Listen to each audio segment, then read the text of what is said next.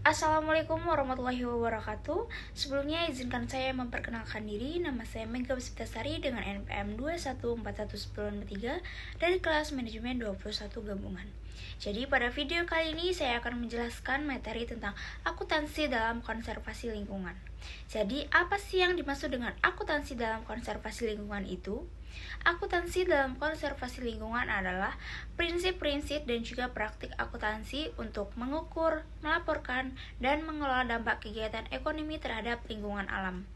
Dan apa sih tujuan dari akuntansi dalam konservasi lingkungan ini?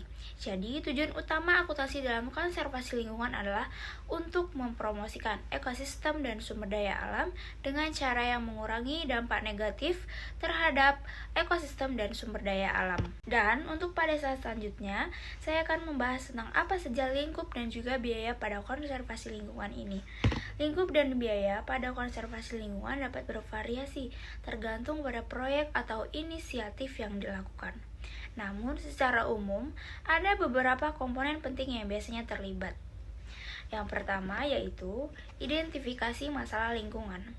Tahap awal melibatkan identifikasi masalah lingkungan seperti deforestasi, polusi udara, atau kepunahan spesies tertentu. Yang kedua yaitu penelitian dan analisis.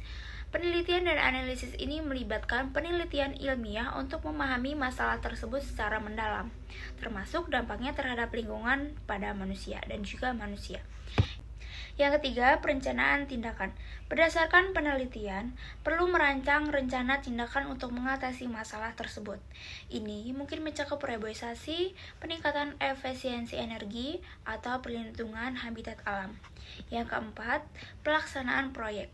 Tahap ini biasanya melibatkan pelaksanaan rencana tindakan, termasuk pengumpulan dana, perizinan, dan implementasi lapangan. Yang kelima, monitoring dan evaluasi. Hal ini juga sangat penting untuk terus memantau dampak tindakan konservasi dan mengevaluasi keberhasilannya jika diperlukan perbaikan atau penyesuaian untuk dilakukan. Yang keenam yaitu pendidikan dan kesadaran masyarakat. Konservasi sering melibatkan upaya untuk meningkatkan kesadaran masyarakat tentang isu-isu lingkungan dan mengajak mereka untuk berpartisipasi. Next slide yaitu tentang kategori biaya konservasi lingkungan. Jadi, biaya konservasi lingkungan dapat dikelompokkan menjadi beberapa kategori utama. Di sini saya akan menjelaskan satu persatu pada biaya konservasi lingkungan di bagian kategori ini. Yang pertama yaitu biaya penelitian dan juga evaluasi. Hal ini mencakup biaya untuk melakukan penelitian ilmiah dan evaluasi masalah lingkungan. Ini termasuk pengumpulan data, analisis, dan penelitian lapangan yang diperlukan untuk memahami dampak dan juga sumber masalah. Yang kedua yaitu biaya perlindungan langsung. Ini mencakup biaya untuk melindungi dan juga memulihkan lingkungan. Misalnya, biaya penanaman pohon, pemugaran habitat alam, restorasi sungai, atau tindakan perlindungan langsung lainnya. Yang ketiga yaitu biaya administratif. Biasanya biaya administratif ini mencakup seperti gaji, staf, sewa kantor, asuransi, dan biaya operasional lainnya yang diperlukan untuk menjalankan organisasi konservasi atau proyek. Yang keempat, biaya kesadaran masyarakat dan juga pendidikan. Hal ini mencakup biaya untuk mengedukasi masyarakat tentang masalah lingkungan, mengorganisir kampanye kesadaran, dan memberikan informasi kepada publik. Yang kelima, biaya perizinan dan hukum.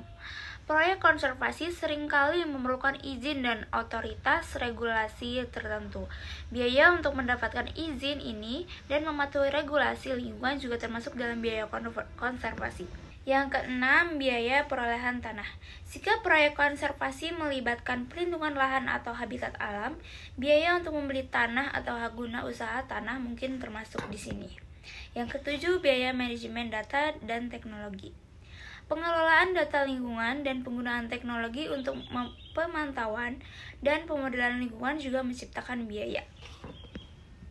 Yang ke-8, biaya manajemen resiko.